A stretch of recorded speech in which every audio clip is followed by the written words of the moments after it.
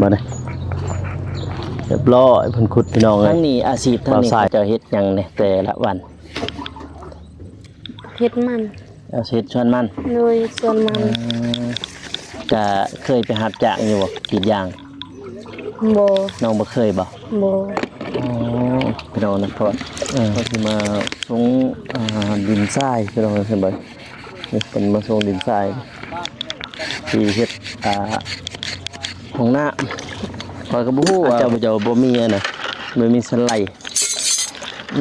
มื้อนะซั่นน่ะใส่ตลอดกับแพบนี่แหละใส่ตลอดบ่โดยถ้าคันล้างสะอาดก็บ่มีที่เราใส่โอโม่ล้างถ้วยพี่น้องนะเฮาก็บ่ฮู้ว่าเพิ่นบ่มีนะถ้าเฮามาเฮาสิซื้อมาให้ฉันไล่แล้วล้างถ้วยโดยแล้วเพิ่นขุดพี่น้องเพิ่นเองนี่แหละพี่น้องญาติอยู่นั่นแหละเบาใส่กับเอื้อนนามาบางยานี่ไอ้สั่งบ่ทะทีมงานมาขุดนำบ่ขุดไปก่อนให้มันแล้วเอาเข้าก็บ่ทันบ่ทันผู้เจ้าขุดแล้วก่อนโดยอันนี้ก็จะเป็นกระตุกอีหยังเด้อพี่น้องเป็นกระตุกน้ำมันเครื่องรถยนต์นั่นน่ะเขาจะมาลากแล้วก็มาหายน้ำน้องสิบ่ฮู้ว่าเบิ่งปองจุลุงพี่น้องหัวมันคือกันยังเมื่อคืนยังฝนตกหลายฝนตกแห้งบ่โดยอันน้องนอนอยู่หั่นบ่เลยใส่น้องนอนอยู่นี่เลยบัดอยู่นี่ไผนอนอยู่นี่น้องใส่ลาอ๋อน้องใส่ลานอนนี่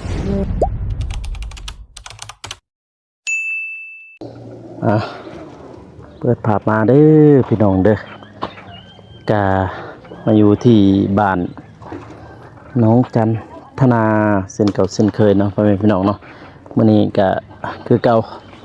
มากับเบาน้องคือเก่าเนาะพี่น้องเนาะโอ้โธ่ฮ้อนพี่น้องไอ้ทางนี้อากาศร้อนทางบ้านกันดอนนี่พี่น้องเนาะอากาศจะร้อนแน่จังได๋นึงพี่น้องเมื่อวานนี้ฝนตกแต่ว่า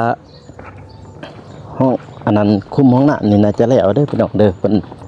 ขุดน่าจะแล้วเลยนี่เมื่อวานนี่บ่ได้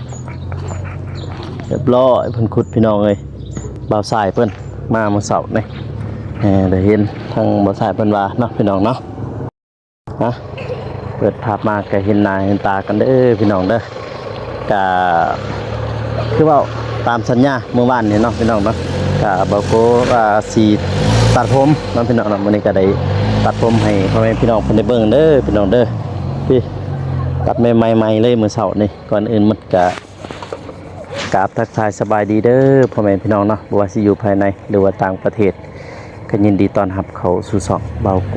สนบทสปปลาวพี่น้องเนาะมามื้อนี้พี่น้องเอ้ยก็มาอัปเดตบ้านหรือว่าอยู่ที่บ้านน้องจันทนานั่นเองพี่น้องนะตอนนี้เพิ่นยังล้างถ้วยอยู่พี่น้องเดี๋ยวเฮาสิเบิ่งให้ FC เพิ่นเบิ่งเนาะพี่น้องเนาะปาโตสบายดีอ้าวเลยสบายดีติดไม้นี่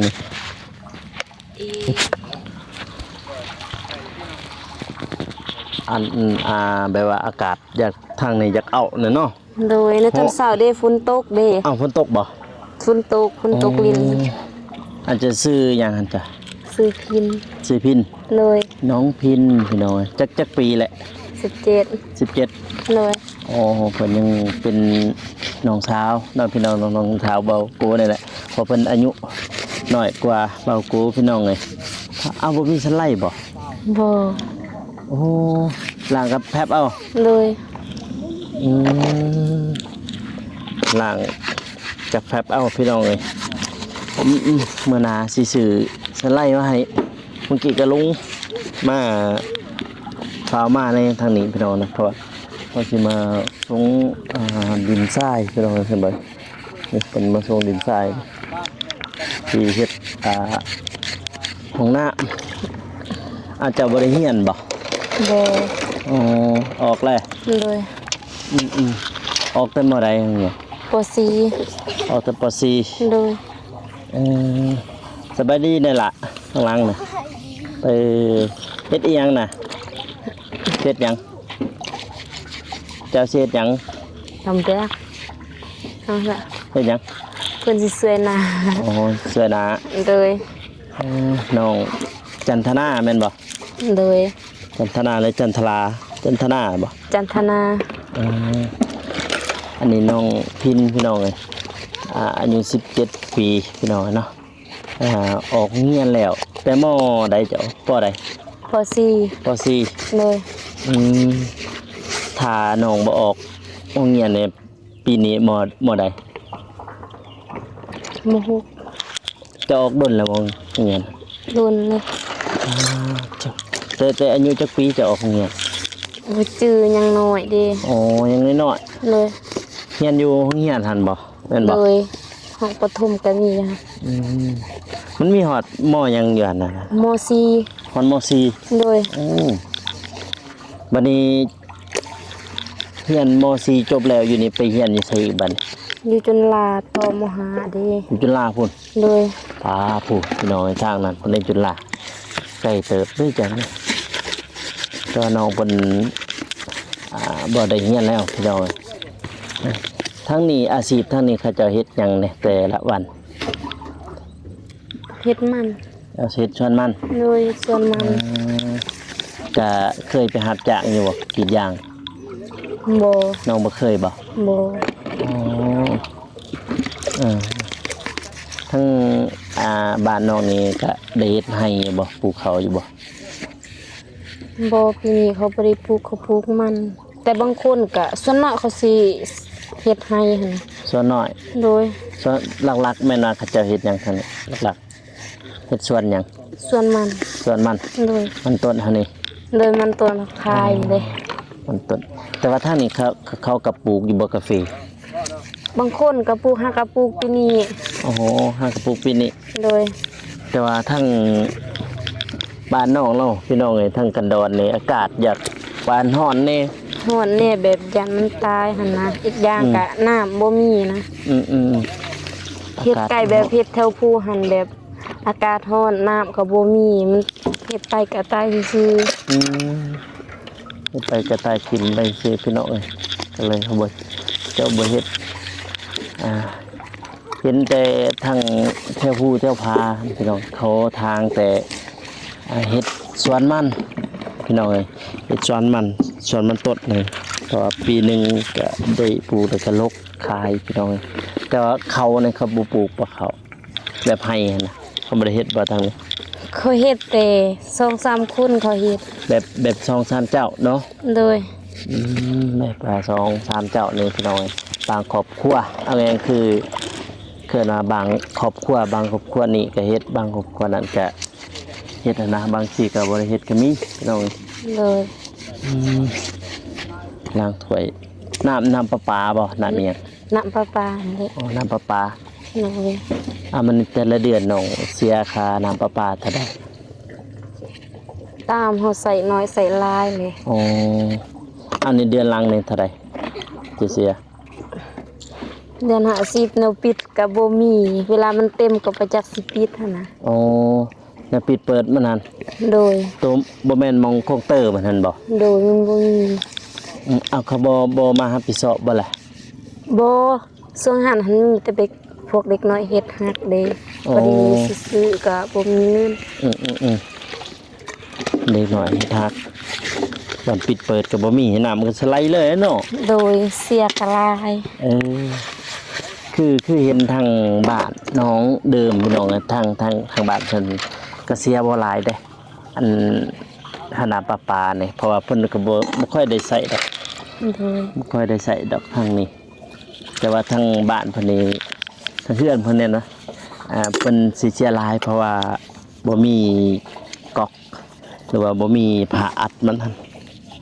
ก็ต้องได้เสียหลายข้อยก็บ่ฮู้ว่าผู้เจ้าบ่มีอันน่ะบ่มีสไลด์มื้อนะซั่นน่ะ ใส่ตลอดกับแพบนี่แหละ ใส่ตลอดบ่ โดย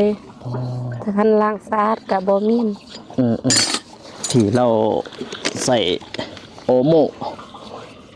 ล้างถ้วยพี่น้องนะ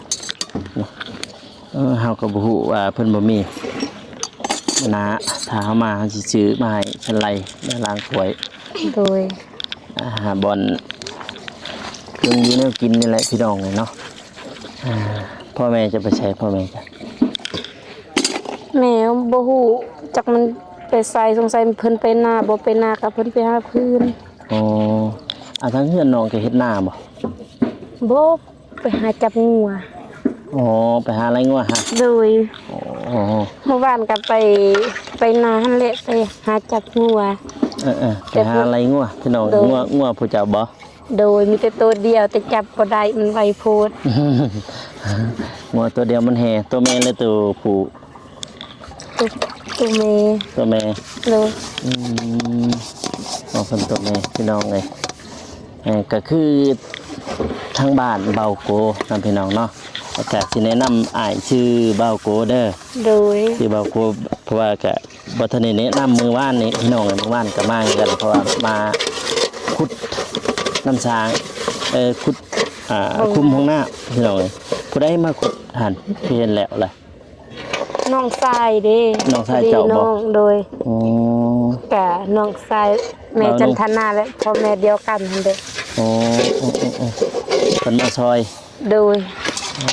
ดีแหละพี่น้องเอ้ยเพิ่นมาซอย แต่เช้าบ่เพิ่นขุดเด้อมื้อวานนี่ แต่เมื่อวานนี้จนฮอดค่ำ อู้ น้องยกเกสังยกกะคู่ ยกแต่ดินแต่ลุ่มฮะ โดย ตาตกพี่น้องก็ย้อนว่าเบิ่งเบากูว่ามื้อวานนี่พี่น้องนี่ว่าบ่มีหิน มันเบิ่งจังลุ่มมันเต็มเนาะ โดยทั้งลุมแห้งเต็มมีแต่หิน มันจะเต็มได้หินพี่น้องอันนี้ดินพวกนอกนี่ฮอดลุ่มมันเลยบ่แม่นบ่ โดยแต่ดินพวกหน้าซาวนะครึ่งไปพุ่นหันดินพวกเพิ่นให้พวกน้องครึ่งมันนี่เพิ่นบ่ให้ โอ้ แต่พวกน้องก็อาศัยแบบปลูกผักบ่ อาศัยอยู่ปลูกผักทำมาหากินพี่น้องเลยอันนั้นเราเขาผู้ใดอันนั้น แล้วเข้าพวกน้องเลย โอ้ แต่มันก็ยัง แต่ละปีอันพวกน้องเฮ็ดให้บ่เลยเฮ็ดสวนหรือว่าซื้อเอาเขากินนี่ บางแต่ละปีก็ยังซื้อกินบ่กุ้มซะ ซื้อนํเขา โดย แต่ว่าทางนี้บ่ได้เฮ็ดหน้าบ่มีหน้าเฮ็ดบ่หรือว่า โอ้ บ่ได้เฮ็ด คือในบ้านเราแหละเฮ็ดนาปลูกซากนี่แหละ เฮ็ดหน้าปลูกทาง เลยบ่แม่นดินนอกนี่แหละ ดินเขาเนาะ โดย เพราะว่าทั้งอันนี้ก็ฮอดพี่น้องอากาศมันฮอด มันแต่มันเอากับฝนตกตอนเช้านี่ โอ้ทางนี้ตกช่วยเนาะ โดย ว้าว เมื่อคืนก็ตกหลายเด้น้องสายสวนบอกไปหาเหยื่อว่าสิออกแต่ฝนตกหลายพอดีน้องว่าบ่ออกมาเพราะว่ามื้ออื่นจังออกกลางคืน คนตกไปหาเหยื่อแท้นี่บ่ เท่าถึงหันเท่านี้ก็ได้อยู่นี่ก็เป็นนาคือกัน หน้าบ่นี่ โดย เขาเฮ็ดอยู่บ่ยามอันฮอดฤดูนี่พี่ทางหน้านี่พี่น้องไอ้ทางนี่คิดว่าเห็นเป็นน้องจังซั่นถ้าฮอดฤดูเขาเจ้าอันนั้นสิมาไถแล้วเนาะฮอดฤดูมันนี่มันมันฮอดพี่น้องอยู่บ้องบ้านเพิ่นอยู่นี่บ้านกันดอนใหม่ คันบ่มีน้ำ เมือง เขาก็ ท่าแต ตาย ฮะ เขาว่าคันบ่มีน้ำบ่พอเขาก็ตาย แม่นเด้คันน้ำบ่พอนี่เขาตายแท้ แนวเถอะทางนี้อากาศร้อนเด้ร้อนแฮงอะลีอะโล ฮ้อนอยากว่าจะซ้ำๆกับอันบ้านตอกสมิงที่พวกอายเคยไปมาก่อนฮะ เคยไปถ่ายคลิปไปก่อนฮะเพราะว่าทางนั้นก็สิขึ้นกับเมืองละมามแล้วบ้านตอกสมิงนั่นที่แม่เฒ่าตาบอดทันตามทีมงานเราไปถ่ายมื้อนะฮะเป็นมื้อน่ะวังเดือนหลังนี่พี่น้องเป็นน้ำประปาอันนี้ชวนผู้ใดฮะชวนพวกน้องบ่ โดยปลูกน้ำกันและน้ำเอื้อยน้ำแม่จันทนาหั่น อ๋อ ปลูกผักไอ้คู่ ส่วนหันเฮ็ดผัก แต่เจ้ากับแม่จันทนาเนี่ยเป็นเอื้อน้องกันบ่ โดยน้องพ่อแม่เดียว พ่อแม่เดียวกัน โดย เจ้าลูกหลาเราบ่ ผู้หญิงคันผู้หญิงก็น้องเป็นผู้ลา คนละ เลย อ๋อมีคนนี่ล่ะเข้ามา ส่งกับเปิดว่าสิอาบน้ำบ่ได้อาบในคุดห้องน้ำตอนเช้า เมื่อวานเนี่ยบ่เมื่อเช้านี้ โดยในคุดห้องน้ำกับเพื่อนเวิด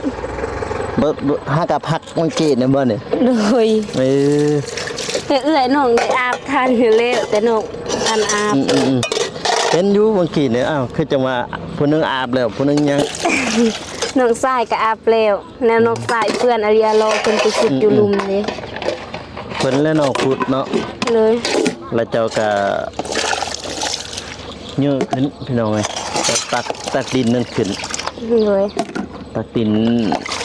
ตูขี้ควายมานั่งตัวดินอยู่หั่นโอ้เต็มแต่หินไปแล้วว่าบ่มีหินเบิ่งคักๆเลือกมองดีๆเลยได้มองนั่นเด้เบิ่งหมู่บ้านนี่โอ้คักแล้วว่าสัตว์มองนั่นแหละอืม มีแต่หินลาย เป็นล่างถวยกับโอโมหรือว่ากับแคปอ่องพี่น้องอะนะมือนะถ้าว่าบอกว่าไม่จึงจะได้ซื้ออันนั้นสันไล่กับเนื้อล่างถวยแล้วก็แนวฮุกหมอหัน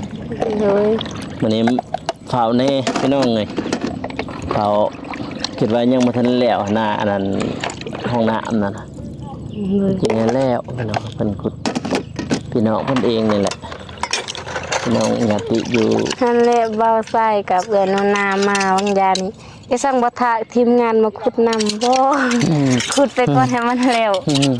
เอาเข้ากับบ่ทันบ่ บ่ บ่ทัน บ่ คุณเจ้าคุณแล้วก่อน โดยบ่มีไฟทันนะขุดเองเอาแนวความอยากได้เด้ เลยดีแล้วตั้งใจ ตั้งใจเฮ็ด ขยัน มันจึงสิได้คันบ่ขยันนี่มัน 2-3 มื้อก็บ่แล้ว แม่นถ้าคันว่าบ่ตั้งใจเฮ็ดนี่2-3มื้อบ่แล้วอีหลีนะเพราะว่าดีแล้วตอนมีโอกาสนี่ เลย คว้าให้ได้โอกาสนั้นเพราะว่าเขาเจ้ามีผู้ใหญ่จะดีเพิ่นซอยค่ะเฮ็ดไปโธ่เรื่องเฮือนเบิ่งอากาศก็เอาพี่น้องเอ้ยฮ้อนโอ้สวนทางนั้น ไปดีเด้อเอานุ่งหุ่น กำลังเอาดินทรายมาแล้วดินทรายมันยังอีกบ่นี่ปอกวิทย์จักปอกตีอ๋อ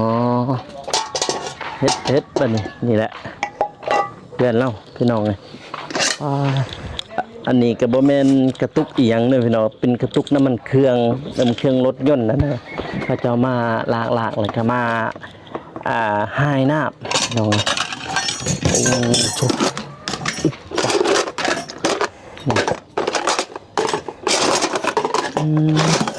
เอาผู้ได้นอนบนนี่เนาะ แม่ โอ้แม่จะนอนนี้ เลย แต่ว่าน้องนอนลุ่มเหรอ เลย โอ้ แต่แม่นอนอยู่เฮือนก็แต่มันคาดแม่มันยังผัว เลยก็เลยเพิ่นมานอนยืนครัวนี้ เลยมาเฮือนหน่อยพูดเด้ เลยเพิ่นนิดหน่อยพี่น้องแย่งกันมานอนโถเพื่อนเนี่ยจักปีเลยเนาะเพื่อนเนี่ย ดุนเลย น้องเกิดปีใดนอกจากบ่ ปี2009 2009 โดย เบิ่งพี่น้องเลยโอ้ดำมันเตือนเลย ดุนเละแต่ยังอีโพ แต่ว่าตอนนี้พอเสียแล้ว โดย นั่งนี่แหละกินแล้วเขาหน่อย ยัง อ๋อมีท่านกินเขาพี่น้อง มี เอ้ย เพนบ่ได้กิน ตอนเพลไม่ได้กิน บ่ อย่างไรเงินสั้นพี่น้องเอ้ยโอ้อันน้องเมียนถวยอยู่หันบ่ โดย โอ้เพิ่นเมียนถวยเพิ่นอยู่หันพี่น้องเอ้ยแต่มันนี่แม่นหาบอลอย่างไฟหนึ่งเขาใช้เขาพวกนั้นเลยหันบ่ โดย โอ้ยังลายอยู่บ่เลยใส่ ลายอยู่ ดู ขนาดบ่แม่นข้าวเปลือกแม่นบ่ข้าวเปลือก บ่นี่แหละเขา เขาเจ้าบ่นี่เขาอย่าง โดยเขาเจ้าตะโหในบ้านสวยเด้ ในบ้านช่วย โดย โอ้นี่เขาวเปลือก โดย บ่แม่น บ่แม่นเขาซาน เขาช่วยคือกันบ่นี่ โดยเขาเตาพวกเบาเตียงสวย โอ้อากาศฮอดเอ้านี่แหละพี่น้องเอ้ย สมัย เบิ่งทางบ้านชนบทเนาะพี่น้องเนาะก็คือเขาจะสิเฮ็ดอันหมองปะเมียนถ้วยบ่วงหรือว่าหมองตัวใดมันง่ายนํพี่น้องเอ้ยจองนี่ยังเขาเจ้าปะอยู่นี่ส่วนหลายนี่สิเห็นทางนี้ทางดักจึงนํพี่น้องเนาะเพิ่นก็สิเฮ็ดแบบนี้เพิ่นปะแบบว่าตัวใดที่ว่าจับง่ายเป็นจองเป็นเอียงนะหรือว่าเป็นซีนแห้งก็ได้เขาตากอยู่นี่ เลย เพราะว่าทางชนบทนี่เขาเจ้าสิบ่มีตู้เย็นนํพี่น้องเนาะเขาบ่มีตู้เย็นน่ะฉะนั้นแม่นน่ะซอยซีนซอยหยังเขาเจะก็สิแลมาตากคือหนังจังซี่เขามาตากมาห้อยอยู่นี่ให้มันแห้งให้มันกรอบเพื่อบ่ให้มันเน่าพี่น้องเอ้ย บ่ให้มันเหม็น เพื่อบ่ให้มันเหม็นบ่ให้มันเน่านั่นแหละพี่น้องเอ้ยพี่เพิ่นเธอบวงเพิ่นทางนี้เป็นอันเตินหมด บ่มีหม่องเมียดเพราะว่าเฮือนครัวเพิ่นก็หลังน้อยๆพี่น้องเอ้ยอากาศฮอดพี่น้องเอ้ยพี่ โอ้มาหันก็อยากหักเลยว่ามีไฟกา แม่น เหยี บ่ ยบนะโดย เขาก็ว่ากำลังสิลงกำลังสิเหยียบนี่มีแต่ตุกอันยาฆ่าหญ้าแม่นตะว่าแม่นบ่ โดย อันนี้เป็นตุกยาฆ่าหญ้าเบิดเด้อพี่น้องเด้อตัวนี้แต่เพิ่นมาล้างไว้อย่างดีแล้วก็มาอ่า มาใส่ มาใส่เป็นตุกน้ำกินนี่แหละพี่น้องเอ้ยน้ำแบบว่าน้ำล้างถ้วยล้างหยังหั้นนะป้าตุ๊ข่อยละว่ายังดีๆอยู่ได้นี่ เกือบแล้วเกือบค่อยลงไป โอ้ เมื่อกี้ ทีมงานไฟขึ้นมาเขาบอกกล้าลงได้ แม่นบ่ โดยเขาว่า มันจากอันนั้นเลย มันสิฮักอ่ะเด้ โดย ผู้ดีลงไปผู้ดีเว้น เจอฮีดเจออีกผู้ดีนักอ๋อไปทางนั้นบ่ไปเฮือนตัวนั้นจะเบิ่งหั่นตุ๊ เพื่อนก็บ่เป็นแต่อยู่หรอก ถ่ายให้ FC เพิ่นได้เบิ่งพี่น้องนี่แหละเพื่อนเพิ่นน่ะโอ้ลงจากนี่ไปอีต่ออีกขามห้องหนึงปอดเด้อตุอันพอได้นอนน่ะ ลาน ล้าน โดย อืมยามฝนสิบ่หัวบ่ หัวย ามฝนสิหัวแล้วเนาะ โดย ปาดตุ โอ้ พี่ไม่แต่ข้าวไรพุ่นตัวนี้นี่ ดุนเลย สบายดีเด้อผู้นี้บ่ขุดเมื่อกี้นี่ โดย อ๋อ หนังทราย อากาศจัก เมื่อคืนจนเปียกเบิดว่ามีใครการเนาะ อยู่นี่นี่บ่ โดย ปาที่ทบเปียกเบิดเบิ่งใช้ฟืนใช้ไฟพี่น้องสิบ่ฮู้ว่าเบิ่งปองจุลุงพุ่นพี่น้อง หัวเมื่อคือกันยังเมื่อคืนยังฝนตกหลาย ฝนตกแห้งบ่ โดย อันน้องนอนอยู่หั่นมาเลยใส่น้องนอนนอนอยู่นี่ เลย บัดอยู่นี่ไผนอนอยู่นี่ หนังทรายลา อ๋อน้องสายลานอนนี่ เลย จักคนนอนอยู่นี่ 3 คน 3 คน เลย เจ้านอนหัน เลย บ้านน้องจะนอนหัน เลย แม่จะนอนอยู่เฮือนครัว เลย อ๋อแม่เพิ่นนอนอยู่เฮือนครัวพี่น้องเอ้ยปอโถเบิ่งจักแต่สมัยใดเลยพี่น้องเอ้ยเบิ่งตัวนี้ แต่ว่าก็ยอมรับเนาะ เลย ยอมรับว่ามันทนตัวนี้นี่มันทน แต่ก็ยางนี่ก็โคเคอยู่สิแหล้ว คันได้ยางนี่ มันอยากออกนำ เออมันจะออกแล้วนี่แต่ไม่วานนะไม่วานขับพาแล้วก็มาซับออกซับแล้วก็มาปูพี่น้องแต่ก่อนก็เคยอยู่เบาโกก็เคยอยู่แบบนี้พี่น้องในแบบนี่เพราะว่าเคยอยู่แบบอยู่ให้พระเจ้าเฮ็ดเด้พระเจ้ามีให้แล้วก็มาเฮ็ดไปลงลุมเอาอลีถึง โหนเอง ป้อนแห้งอยู่เทิงนี่พี่น้องฮึบว้าพันลงมาลุมน่ะก็ยังว่าใครแน่เด้ เย็นได้แบบลมมาเด้ ฟื้นเนาะอยู่กองล่างนี่ ว้าพี่ฝืนละพี่มาทางนี้พี่ปึ๊บอันนี้ปาจิตโตใช่แล้วตัวได้จะว่าตะกอกมันเพฮะ ไอ้ซัง กอกตัวใดมันเพตัวอันนั้นน้ำ หั ป น ลา เดบ่มีแนวปิดนี่พวกน้องเอาออกพอดีพวกน้องโตขึ้นนี่มันให้มันเป็นแบบนี้เด้เดี๋ยวนี้ต้องมันกว้างแบบมีแนวปิดนํ มันตัวมีปิดเปิดเลยนี่ โดย แต่มันต่อมาอันนี้เลยเนาะ โดย ต่อมาอยู่นำกันเลยเป็นแบบนี้ ปกติเนาะ มัน คือ ห่างแต่ ปกติหันมันต้องมีบอลใดบอลหนึ่งปิดจมูกว่าน้ำมาจากนี่เนาะ โดย เราต้องปิดเบื้องนี้นะเวลาพอปล่อยเลยดินี่บ่มีปิดไหลเลยบ่นี่ ไรเลยอันนี้น้ำบ่มาซื่อๆ น้ำบ่มาซื่อ โดยน้ำบ่มามันบ่ปิ้นเด้ ๆคันน้ำมันมาก็ไหลเนาะแถวนี้ โด เนาะ ย อืม อันนี้ก็ยังมันซึม อันนี้ก็แม่นแน่นอนนี่เนาะ อันนี้ฝนตกเลย แม่นบ่ โดย อ นี่จะเบิ่งมันปงใหม่อีกตัวหนึงเสียก็บ่ปงขึ้นอีก โอ้เอาจกอันนี้ว่าเสีย โดยเอาเหล็กแวกมาเสีย พี่นี่ท่ออีหยังนี่ ท่อน้ำนี่แหละ ท่อน้ำประปาคือกัน โดยแบบพวกน้องโตเอาไปฝุ่นเด้หันเด้ ต่ออยู่พุ่นนิก โดย โอ้ยพอดีเขาเตะพอดีไล่เบิดคืนทำสิเสียแล้วเงิน คันว่ามันหลุดนี่ทำสิไล่แล้วนี่ปาดโตพี่น้องเบิ่งอันนี้ก็เส้นทางเขาไปบ้านเด้อพี่น้องเด้อทางเขาไปบ้านหมองศาลากวนน่ะนะบางทีทีมงานเฮาถ่ายคลิปหรือว่าหมองเขาเจะฟ้อนนะน้องก็ฟ้อนอยู่บ่วังปีกายนี่ บ่ บางปี ปี2023มี น้องฟ้อน โดย อายมา2023 24 25อายมาเบิดครูปีประมาณจังนี้นี่ บ่น้องบ่เห็นส่วนหันน้องยังน้อยอยู่ เพิ่นน่าจะบ่จื้อ โดย เพิ่นน่าจะบ่จื้อบ่โกมพี่น้องแต่ว่าคนอยู่ในบ้านก็จื้อแล้วก็น้อง หลีบ่โลน้องแอนนาบ่ น้องแอนนา เลย น้องแอนนายังเฮียนบ่แม่นบ่เพิ่นยังเฮียนติ เพิ่นเฮียนโตนสงสัยเพิ่นเฮียนโตนนี่ก็สิแม่นเพิ่นยังเฮียน อ๋อเพราะว่าตอนที่เฮามาถ่ายคลิปในตอนนั้นนะในปีนั้นพี่น้องเอ้ยนะก็น้องเพิ่นยังเฮียนอยู่เฮียนประมาณม .4 โอ้ เพิ่นมห้าบ่ม4มห้านี่แหละพูดมีหันอยู่จุฬาพุ่นเด้เพิ่นย่างเพิ่นย่างกับน้องลี่พุ่นเฮือน้องลี่แม่นบ่หันบ่ เลย น้องลี่กับน้องแอนนาเป็นเอ้ยน้องกันแม่นบ่ บ่ คนละ แบบว่าน้องหลีหันเป็นหลาน อ๋อแบบว่าไงพี่น้องกันเลยพี่น้องเป็นล้าน เลย เพอเบากูเคยมาถ่ายคลิปอยู่หั่นกี่พี่น้องเอ้ย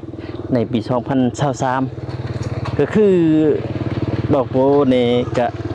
เว้าความแล้วเนาะพี่น้องเนาะเว้าที่ผ่านมาก็คือเบากูนี่ถ่ายคลิปเปิดคลิปเฮ็ดช่อง YouTube ก็แม่นว่าอยู่บ้านกันดอนนี่แหละพี่น้องเนาะอยู่บ้านกันดอนนี่เฮ็ดคลิปถ่ายคลิปอยู่บ้านนี่แหละแล้วก็ได้พินได้สร้างรายได้ก็คืออยู่บ้านนี่พี่น้องจุดเริ่มต้นนะแง่คือจุดเริ่มต้นของบาโกนี่แม่นว่าอยู่บ้านกันดอนใหม่เมืองท่าแตงแพงเสกองพี่น้องเนาะเอาท้ายนี้ก็บ่มีหยังเด้อพี่น้องเด้อทางบาโกเองก็สิได้จบคลิปเนาะพี่น้องเนาะมื้อหน้ามื้อเน้อถ้าได้มาก็สิได้ซื้อสันไล่มาให้น้องเพิ่นเพราะว่าเพิ่นบ่มีสันไล่เพิ่นเอาแฟบเอาหรือว่าโอโมนั่นน่ะเพิ่นเอาตัวนั้นล้างถ้วยล้างบวงพี่น้องเนาะแล้วพี่น้องเนาะก็เห็นหน้าเห็นตากันเมื่อวานนี้ยังว่าผมยาวพี่น้องมาวันนี้ก็เลยตัดผมก็เพราะว่าทำตามสัญญาเนาะพี่น้องเนาะเพราะว่าเบากบเพิ่นว่าเมื่อวานสิตัดผมเอาผมสั้นเนาะพี่น้องเนาะเมื่อวานนี่ก็บ่ทันเด้ไอ้มาเมื่อวานนี่ก็เลยมาแต่บ้านแล้วก็เลยมาทางนี้เลยบ่ทันมื้อนี้ก็